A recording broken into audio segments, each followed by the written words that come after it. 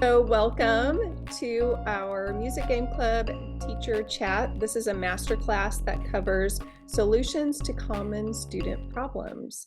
So welcome. We're excited about talking about these issues today and some of the solutions that we found that works well for our students. So I will make a comment that our giveaway at the end is going to be based off of interaction in our chat. So the more input that you give in the chat, the more chances you have of winning. So Kristen, we'd love to hear what you have to say, and then hopefully a few others will join as we get started here. So I would like to introduce myself. My name is Rebecca Trevelise, and I'm based out of Austin, Texas, and I have a studio called Austin Arts Academy. We do music, art, and dance classes and private lessons. So yeah, a lot of our students test out our games before we launch them out to the world. So Amanda, you want to introduce yourself? Yes, I'm Amanda Taro, and I am the project manager and writer at Music Game Club. And I help design a lot of the games, and I also test them out on my own private students. I actually teach mostly online students, so I am extremely excited about all the boom cards that we're doing now because I can use those easier than the printable games with most of my students. So yeah, I'm from Middle Tennessee. All right, so let's go ahead and get started. So our first, I think Amanda's going to share her screen so we can kind of see the, I guess, what topic we're on. So our first topic is going to be note naming solutions. And so Amanda and I have both experienced students either transferring into us or just students who have started with us and they struggle with naming notes, like being able to identify a note and understanding how to process that, what they're seeing, into making music. So, and sometimes those good ear students, they have a really good ear. They will master pieces faster. And we think, oh, they're doing so well. And then we realize it's because their ear is so strong, but their note reading and their note naming is weak. So one solution that well, there's several solutions. So the first is flashcards. So obviously just drilling them, just repetitive, like you want them to be able to see it and instantly know what the name is, and then obviously be able to translate that into what pitch that is on the instrument that they're playing. Random note tests. So that's another fun thing. If you just take the music that they're in and literally just randomly point to notes, having them name the note or even play the note on the piano, that will help reinforce fast note reading. I like playing note speed in my studio, so that's a fun way to sit on the floor and just work on speed. We have two games. The first one is called Starfish Staff, and this can be played two different ways. There's two different levels. So a true beginner, so say like a 4-year-old or a 5-year-old, could play level 1, and they would be identifying the notes if they're on a line or space, and then moving their starfish forward that many lines or spaces. An older student who is already reading notes on the staff would be identifying, like saying the note name, like this is a C, this is a bass clef C, and it is in the second space, and then they would move forward 2. So there's two different levels to play. So this is a great way to reinforce note reading and note naming for students. Another game we have, which is a teacher favorite, this is a studio favorite, it's hands down one of the best beginner games that every studio should have, is Keyboard Kittens. And there are 2 levels as well. The first level helps students just navigate the keyboard. So their cards will have cute little kitten paw prints on the actual key on the piano, and then the student needs to identify that and move their marker forward. For level 2, which would be those students who need help identifying notes on the staff, level 2 would cover that. And we also include ledger lines. So this really encourages them to really understand how to find, either with landmark notes or to count up from what they do know to figure out what those are. So yeah, just consistent application. We have found that if you have a student who is slower to understand how to read music or note name, every lesson you need to be reviewing and working on different ways of just reinforcing quick note identification. All right. So Kristen, feel free, or whoever is in the chat, feel free to put any solutions that you've discovered in your studio. We'd love to hear that. Our next segment will be rhythm improvement. So students with poor rhythm skills. So sometimes these students they're great readers, they know the notes, and they just play them very quickly all in a row. There's no rhythm values attached to any of those notes. And a lot of times it's just a struggle. Like they know the song, even if it's like, say like an easy song like Jingle Bells, but it's literally, they're all quarter notes. So if you've ever had a student like this, you understand the struggle of trying to pass along to the student. Rhythm is very important. I know you're getting the notes correct, but the rhythm is not there. So some of the things that I've done is we clap and count. A lot of times I will also be singing the correct pitch, but also counting while I'm singing that correct pitch. So I'm reinforcing the note value while they're hearing the correct pitch. Also playing duets with them or having a backing track is even better because the track is not going to slow down or speed up like I will if I'm accompanying them. So it kind of keeps them accountable, and then they hear, oh yeah, I'm way ahead. I've already finished my piece and the track is still going. So having a backing track is sometimes a valuable tool to use to kind of help the student say, hey, we need to work on this. Let's work on this together. And a game is such a fun way to sit down, take a break from the piano. And it's such a fun way to connect with your student and work on something that's challenging for them. So we've got 5, rhythm is so important. We have 5 games. So our first game is Counting Caterpillars. So this is perfect for beginners. There's multiple ways you can use this game. Amanda has several videos on and a blog about how to use just even the cards to reinforce note values and understanding how the notes all coordinate together to make a measure. So very valuable game to have. Our next game is Rabbit Rhythms. So this is a super fun game, especially if you teach groups, because you can have all your little bunnies lined up and whoever gets to the end of the garden patch first is the winner. So the super fun game, and it's a fast-paced game. So the teacher's going to hold up a rhythm and the student needs to correctly count how many notes, or how many beats are in that measure. And then they've got to quickly find the answer. So the first rabbit to identify the correct answer is the one that gets to move forward in the garden patch. Stacking Snowmen is another game that we have. And this is super fun. This is actually one of my daughter's favorites. I think she just likes the tactile experience of creating different snowmen. So having a different hat with a different middle with a different bottom is super fun for her. She feels very creative, like she's creating something while she's learning about rhythm. So as you can see in the picture, you are matching. So the hat has the time signature at the beginning and a complete measure that is correct. And then the middle and the bottom need to match as far as matching the correct number of beats needed. So this is a great game. And there are harder versions that we have marked. So your more advanced students can also still play this game. And then let's see, we also have compound cones. So this is a more advanced game. So everyone loves ice cream though. So this is a big hit in our studio for the summer. It's very similar to the Stacking Snowmen in that you have your base of your cone, and then you've got your ice cream, and then you've got your topping, and then of course your spoon is going to match everything that you've created in the ice cream cone. So obviously it being compound rhythms, this really challenges students. Don't be afraid to use this game though with students who are not playing compound rhythms.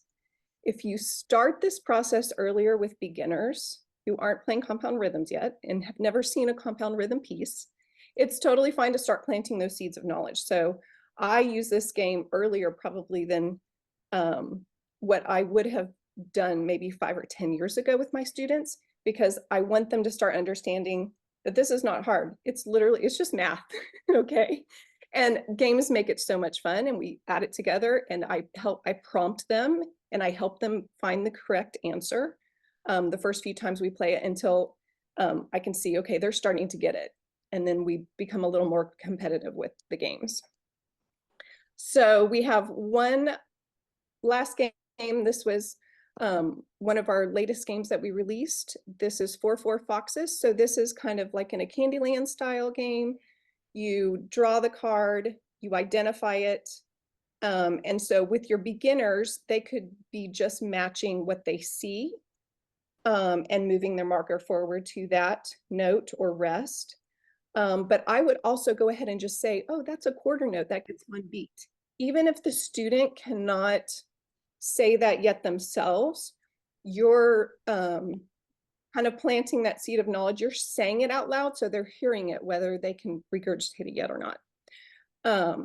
For students who are more familiar with note names and note values, they need to be able to say, this is a quarter note, this gets 1 beat before they move forward. Also, you can encourage them to make a full measure in 4/4 time before they get to it. Amanda has a bunch of videos and a blog post about how to utilize this game for different levels of students. All right, so that wraps up 4 Foxes. And then, so score navigation. So this is a really fun one for me, because for me, it's kind of like a treasure hunt. When you have a big piano score, which pianists, we always have the most endings and the most, da capos and the most, like our scores compared to someone like a flute or just other instruments typically do not have the volume of, I guess, score navigation that we're going to have to go through. So this is a fun one for me. So we've created a game where each time you create the game, it's a different game. So it really helps students pay attention to, oh, what is that symbol and where do I go? If I have a first ending, where do I need to go? And then the second time, where do I land? Like, how do I navigate this? If I have a da capo el segno, where does that send me? And what does that look like? And then if I have a coda, what does that mean? So we have a game called Scarecrow Scores that we created. And you can make a very simplified score. So you could just have a repeat sign for your beginners. You could just have a first and second ending, or you could utilize literally everything. So we've anything that you've seen in your score, we have a card for it. So you can create, and your students can actually create the score with you, or you could take a score that they have and try to imitate it on the game. Another thing that you can do is you can just take their score and play the game like you would with Scarecrow Scores. Like you're rolling the die, you're just reinforcing, okay, where do I go next? If I'm going 6, okay, I've hit the first ending, where do I go after that? Another thing is you can just have them point to every measure in a row so they know where to go. Those signs and the da capos, the codas, highlight those. So it's just more visible, like, or even circle them, highlight them, make a big deal, put stickers around them if they're really young, draw arrows. Yeah, so those are some things that I've come across that are successful, but really just playing a game, making it lighthearted. Like, this is a treasure hunt. We have to figure out the right path, So for me, navigating scores should not be scary. It should be, full of adventure and fun, and, making sure that we're passing that excitement on to students. Like, these things are important to know. And a lot of times they have Italian names attached to them that are maybe challenging to say, but it's super fun to learn. So yeah, I think, Amanda, did you have any other points, or does anybody? No, that's good. Just reminding people, because I know we've had a couple of newcomers come in. So we always do a giveaway for our meetings. We're doing this one a little bit different. This is more of a master class. If you comment as we're talking, like share like, oh yes, my student also has that problem, or here's what really helped me, like share your ideas or your problems. In the end, we will count up all the comments, and your comment is a giveaway entry for our game of the month, which is 4 Foxes. All right, well, I'm going to take it from here. And the fourth common student problem that we see is key signature and sharp or flat confusion. Now, I will admit I am still guilty about this. I play for church often, and sometimes I'll like be playing the introduction and then I'll forget that, oh wait, this was, it has 3 flats, not 2 flats. So sometimes I'm personally careless and I forget them. So getting my students to not ignore the key signatures is pretty important to me, because I realize that's not a problem that just magically resolves itself. You kind of have to work with your students. So the problems that I've seen are students who completely ignore the key signatures. And then there's also the students who confuse the sharps and flats. So there's a few different ways that you can work with your students for this. For one, obviously, anytime you start a piece, ask your student, hey, do you have any sharps or flats you have to worry about in this piece, and get them to name it. You can also do flashcards, key signature flashcards, to get them to see, oh, there's one sharp, that's an F sharp, or this is the key of G, you have an F sharp, this is the key of F, you have a B flat.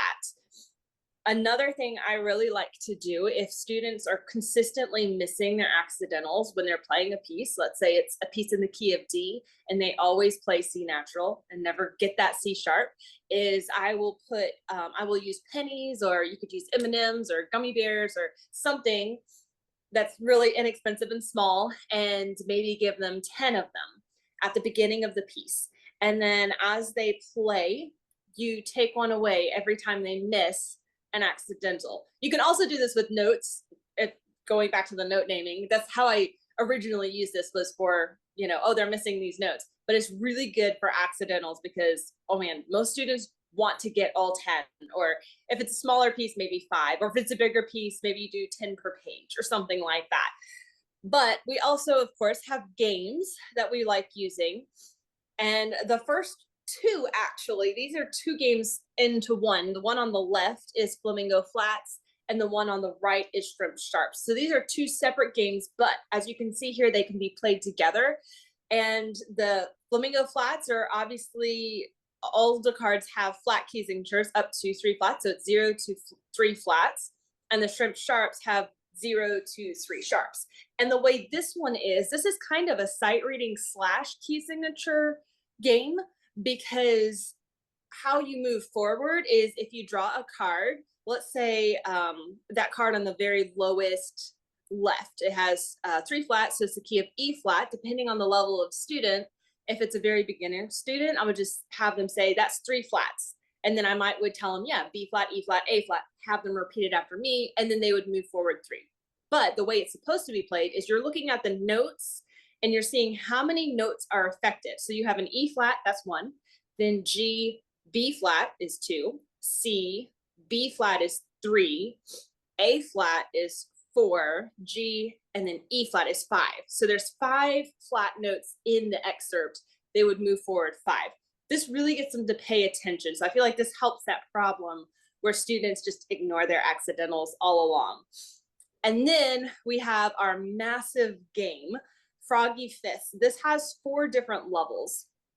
And as you can see, the game board has the entire circle of fifths, all 7 sharps, all 7 flats. It also has a couple of specialty movement places. I love this game because you can use it to teach your very beginners. So if you see the second card on top is level 1, and it just has the sharp on the keyboard keys. And this is really cool because we also include the white keys. And a lot of times students only think, oh, the blackness or sharps are flat. But this introduces them to the fact that that B with the flat on it is actually going to be called C flat. Then we have level 2, which is your key signatures like on the staff. And that one, they can also just match it. They can match, oh, there's 3 sharps on the board. There's 3 sharps on the card. I can get it. But then level 3, which is the card on the right side, top right, just gives you G major, G flat major, E major. They have to know how many sharps or flats they're going for. The same with the minors, which is level 4, has E minor, E flat minor, C sharp minor. And I believe there's 12 cards per level, if I'm not mistaken. So this could be played with, I think we have 10 frogs. So it can be played group lesson or it can be played one-on-one. All right, so let me know what helps you out with your students who either ignore key signatures or confuse sharps or flats. Like, what has been your top thing that has helped your students with that? And hopefully y'all can listen while you type, because we're trying to keep this meeting under 30 minutes. So we're going to go ahead and talk about major scales. So a few problems that we see with students and the scales is that they miss their accidentals and their scales, or they just struggle with their scales in general. Usually it's finger numbers. And so some of the solutions we have found is emphasize the value of knowing. I like to usually play, I'm going to forget it now. I should have written it down. It's impromptu in E flat. I believe it's Schubert. But it like has scales all over the place. So whenever I'm introducing scales to my students, I usually like telling them, do you know why it's so important to play scales? And then I'll play something like very impressive like that. I'm like, it sounds hard, but really all it is just scales up and down the piano. So if you know your scales, then you could do something like this. I also do a lot of scales in my hymn improvisation.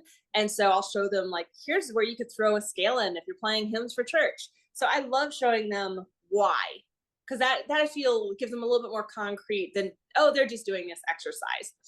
And then another thing I like doing is to highlight the finger number patterns in the flat scales, being like, where's your fourth finger? Fourth finger's on your B flat for your F scale. I think your B flat scale, E flat scale, and A flat scale. So I just like figuring out the patterns or getting them to link it with you, like figuring out what can you cling to. And then the flats in your left hand, the fourth note of your B flat scale is the fourth finger. The fourth note in your E flat scale is your fourth finger. And the fourth note in your A flat scale is your fourth finger. And also in your D flat scale. So I will try to find little things like that so that they're not just guessing, but they're actually just doing it. And then the most fun way is just to have fun practicing scales in a variety of ways. A lot of you probably already do this. In fact, comment any of these ideas that you use or any of these ideas that you would add to.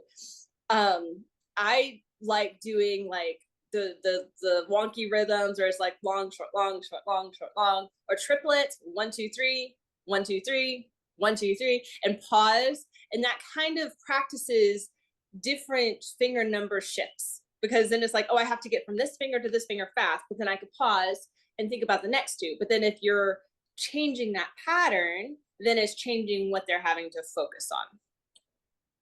And then whenever it comes to knowing the scales, so this is something I struggle with. I struggle with teaching the whole steps and half steps of a scale. I more do it by rote.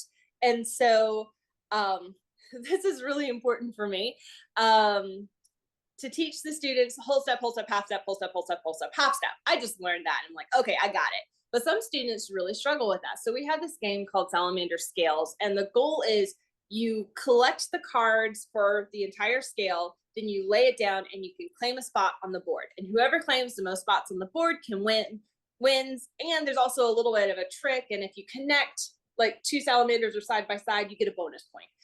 A little bit of strategy there, but this really drills down the whole steps and half steps. We also have this in tones and semitones.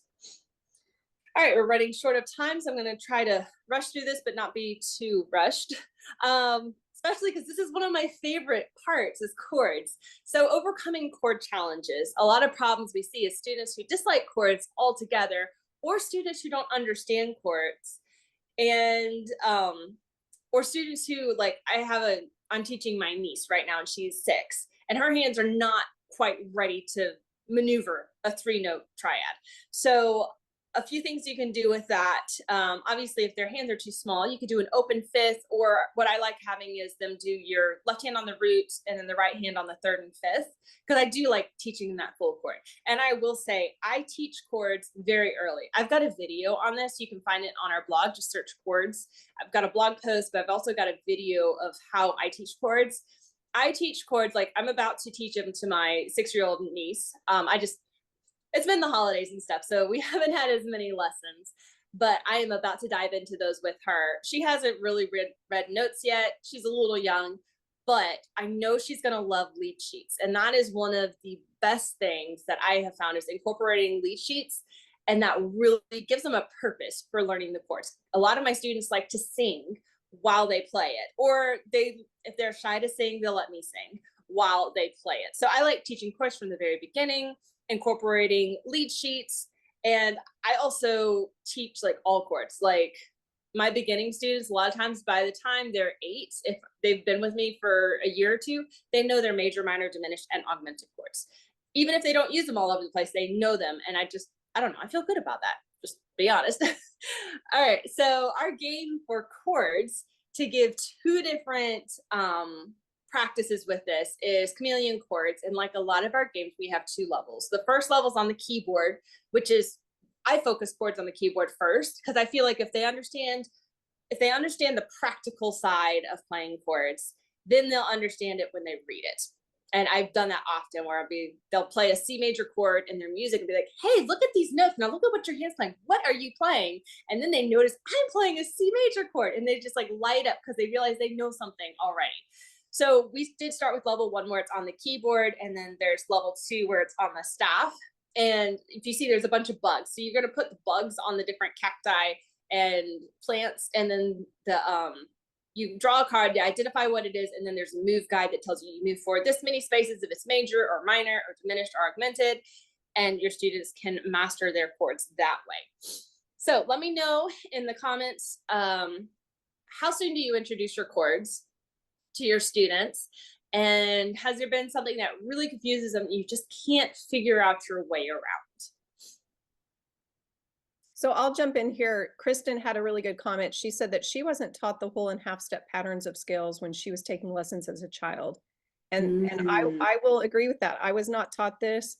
I basically tried to figure it out by ear. Like I could tell when I made a mistake, if I made a wrong note, because my ear could hear if I made a mistake, but my fingering was all over the place. Like I don't know. My piano teacher just expected me to just get it the first time she told me, and I'm like, oh, this is not intuitive for me. So yeah. Which is a good point, because like our whole goal at Music Game Club is that we know students struggle with grasping concepts, but we also realize that science has proven that kids understand things much faster if they play a game.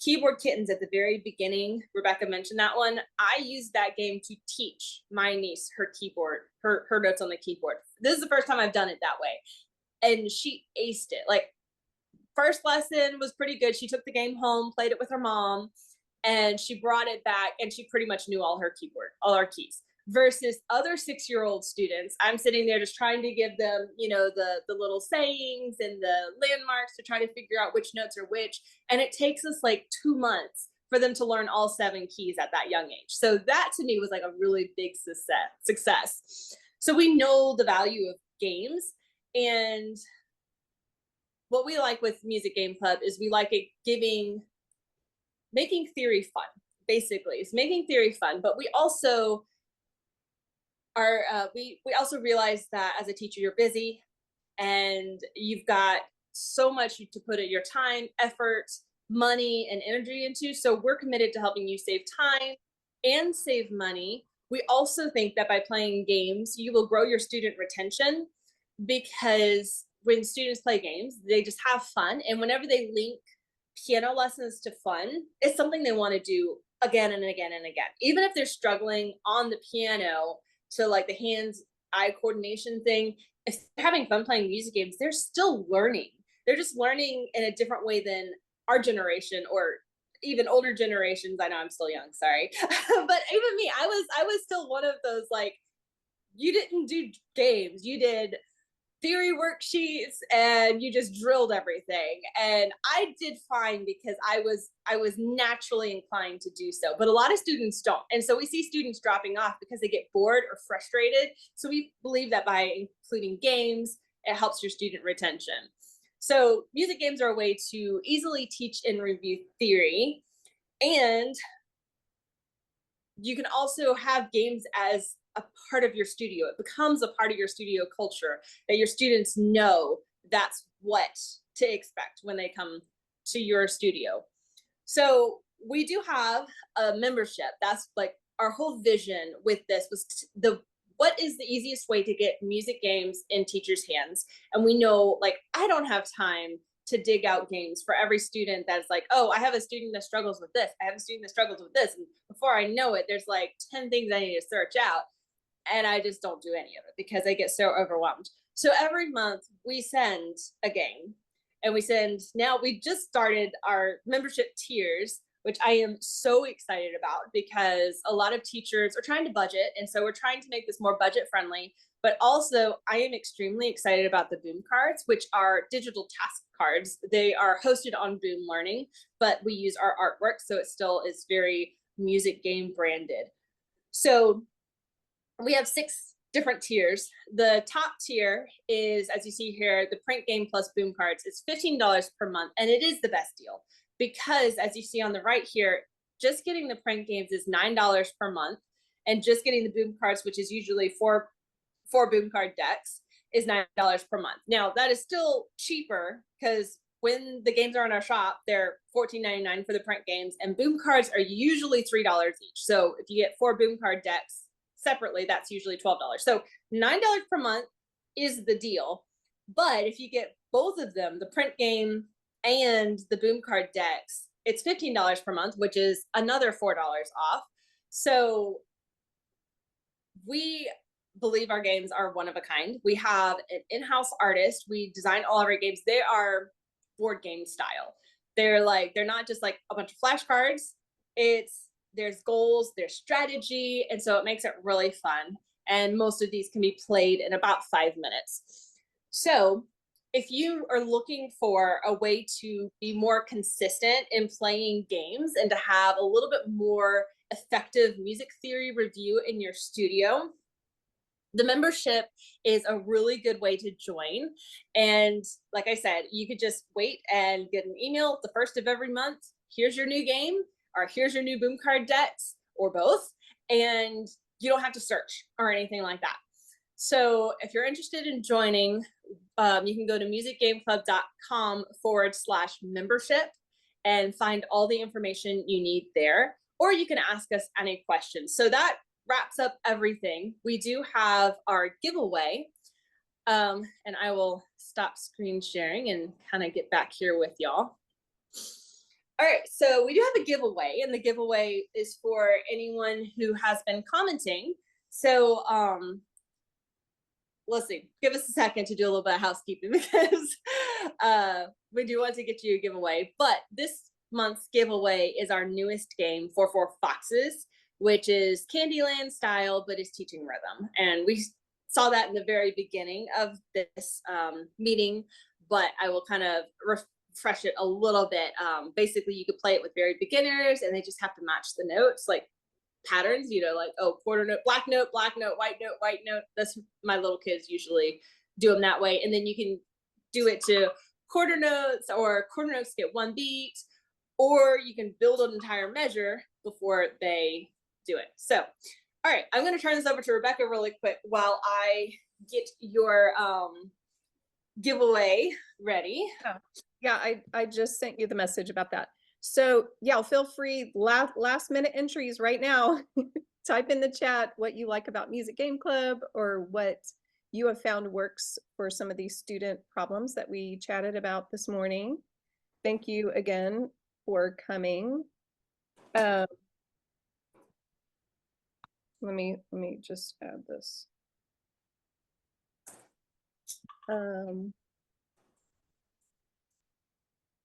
So yeah, thanks for letting us we covered 6.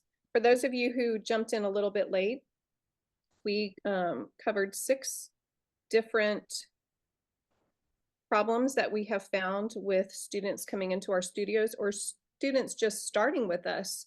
And we've realized that they struggle with these common problems. The first one was note naming solutions. The second one was rhythm improvement, score navigation, key signatures, and sharp flat confusion, major scale mastery, and overcoming chord challenges. So we will post the replay of this recording if you missed it. We've got games and solutions for all of these things that are kind of off the bench that require a game or manipulatives, but then also some solutions that you can do just right at the piano with your students. All right, so our nice, very, very fancy way of drawing a giveaway winner. Let's see who gets 4 foxes. Goes to Phyllis, I believe. Yes. Yes. Sometimes it changes at the very last second. All right, Phyllis. So if you happen to already be a member, you can gift this to another teacher. I will email you, and we can get that information. Yeah. But yeah, so we will give 4 foxes. Thank you all so much for coming. If y'all have any ideas for future meetings you'd like to see, like, hey, I'd like to see this discussed. In fact, why don't you drop a comment now? Like, if you thought of something like, oh, I really want this discussed, let us know and we'll put it on our log. Otherwise, you can reach me at any time at Amanda@Music Game Club, or just respond to one of the many emails I send your way. So real quick, Amanda, there were a couple of questions that just popped up. One of them is from Judy. She said, where can I see the recording? All right, so we are going to post it on YouTube, and I will send an email out whenever I have it edited. Hopefully it will be today or tomorrow. Yeah. And then the other question was from Phyllis. She says she is a regular subscriber. Would she be able to get access to games before she started?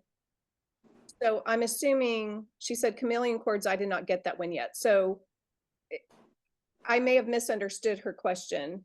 I know that, so maybe just answer, I guess, 2 different things. If you've been a member all along, and now we are releasing boom cards for those games that we released last year, or if you are a subscriber but you missed a few games, yeah.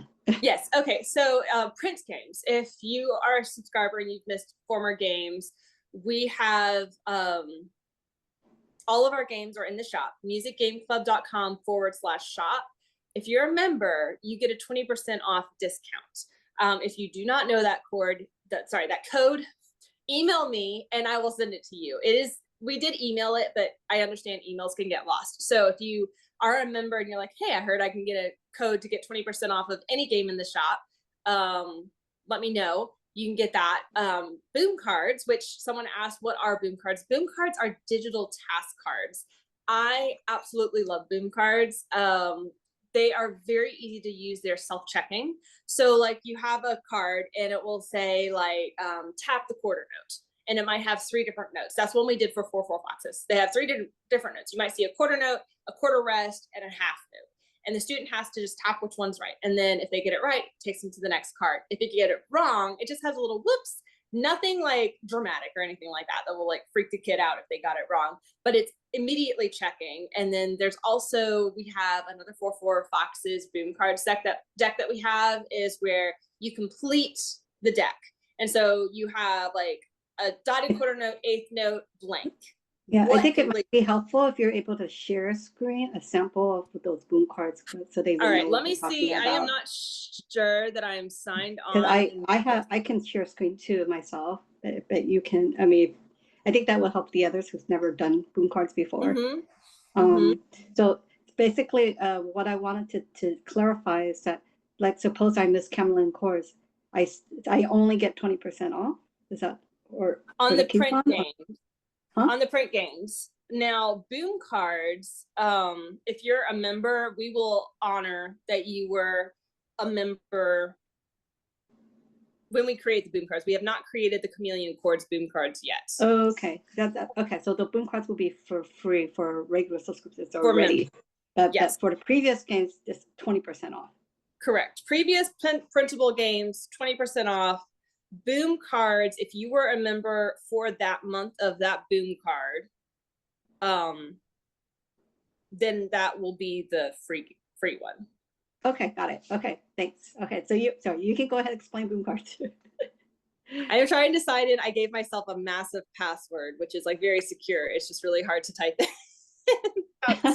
So Judy, I was new to boom cards too, so I'm learning them. My daughter loves them. I'm just now starting to use them with my students. Right, and a lot of the public schools are actually, just to let you know, are using it too. Like I also work in a special ed public school, kindergarten, first grade class, and the teacher is using it with her own curriculum as well. So it's not just limited to music, but academics as well.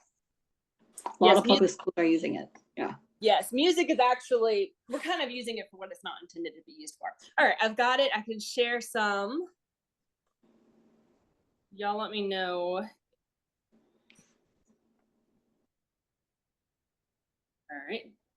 My thing a second to hopefully work. All right, can y'all see my screen? Yes. Okay. So, all right, so let's just go through the 4-4 Foxes ones. So this one, and these are going to be in order because they do it in the order it's created, but whenever you assign it, it randomizes it, and it usually assigns 15. So for this one, there is the button so the student can tap it and listen to the instructions. How many beats does this note or rest get? Drag the correct answer to the fox. So if they're not reading yet, they can still do this. That's one thing that I'm like, okay, we're going to do audio for all these because I've got students who can't read yet, and I don't want the parents to have to be on top of them. So this is a quarter rest, so they're going to drag the answer to the fox and then click submit. And then it goes to the next one. And then they would drag the answer to the fox and click submit. So this is a half rest. So that's how this one is played, is by you just drag the answer to the fox and click submit. So that's the first deck. And all of these decks you can get individually or you can get as a bundle. Then the second 4-4 Foxes deck is you drag a note or rest to finish the measure. So this has 3 quarter notes, and so we did it to where there's only one answer. So there's not going to be a quarter note and a quarter rest. That would be confusing. So you finish out the measure, click submit. And like I said, they usually randomize. These are all in an order.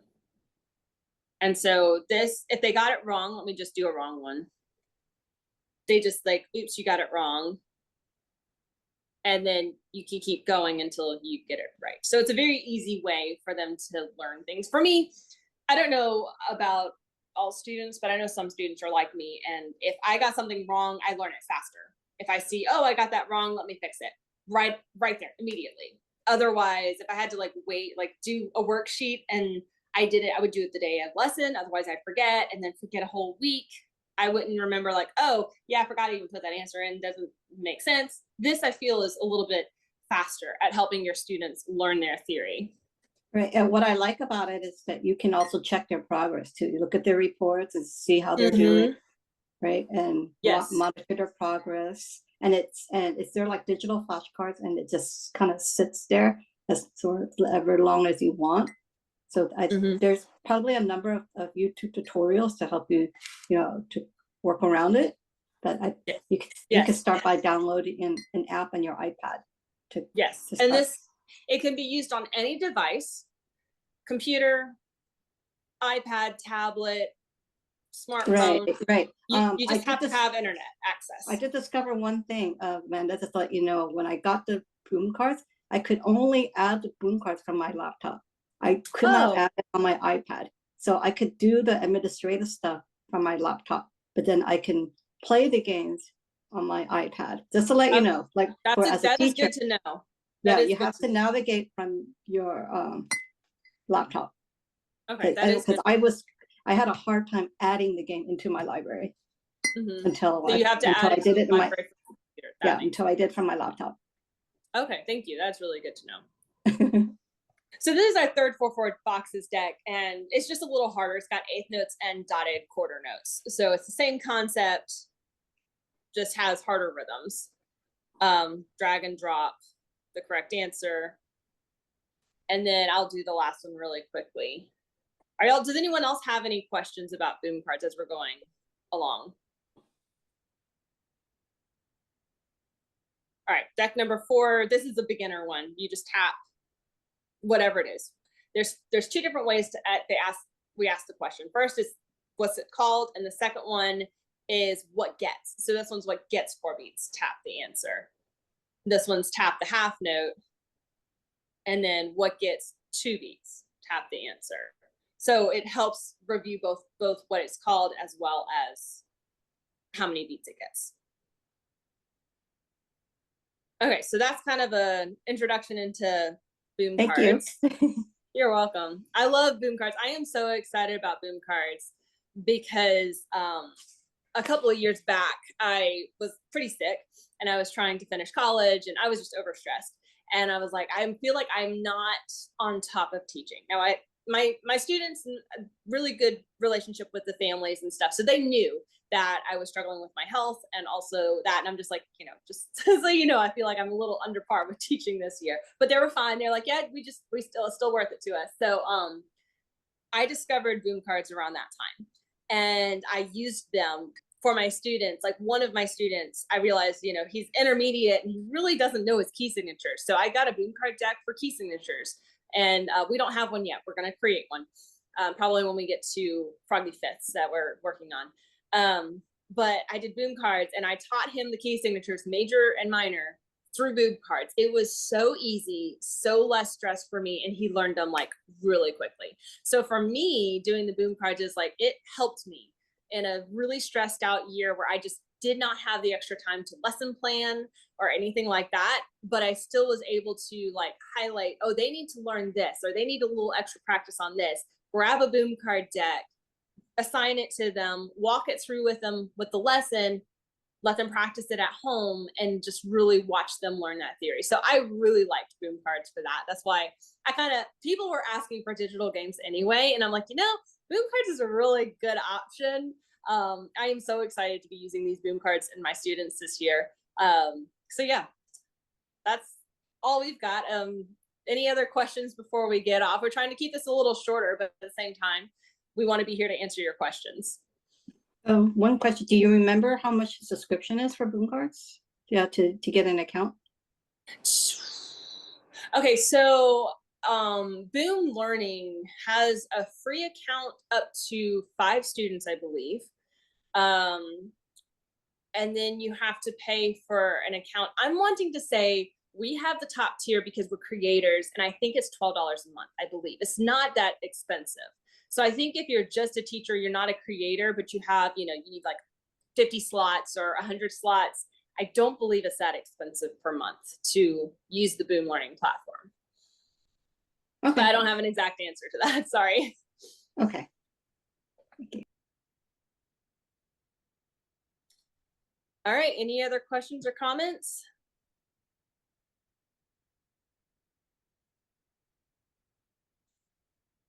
Anne says thank you in the chat. Yeah, thank you all for coming. Happy 2024. We're excited about all the new games we're going to release. And we'll always release a print game as well as 4 boom card decks to go along with the game. So, and each deck will be a different way of approaching the music theory concept. So we're super excited. I'm going to actually really quick drop in the chat the link to read more about our memberships. We kind of gave you all the inside, what looks inside, but I understand sometimes y'all like to read and research. I'm a huge researcher. So it's, all right, I just sent that link there. So if you want to follow that link really quickly, you can. Otherwise, we will send you a link to the recording when we're done, and also links to all the games. So that way, if you saw a game, you're like, oh, I really like that game. I don't really remember what it's called, which by the way, we did. I'm sorry, I'm proud about this. We just updated our website, and and we updated it to where you can search specific. So if you just remember like, oh, there was a game with cats I liked, you can search for a game with cats and find the game. Or if you're like, I know there are chords, you can search for the game with chords. Or if you're just like browsing through the list and you're like, I need a game that teaches half steps or something like that, and you click on that and you can find all the games we have, which also includes all the boom cards. So Music Game Club /shop is where you can find out a little bit more about like all the games we discussed, but I will also send you the direct links.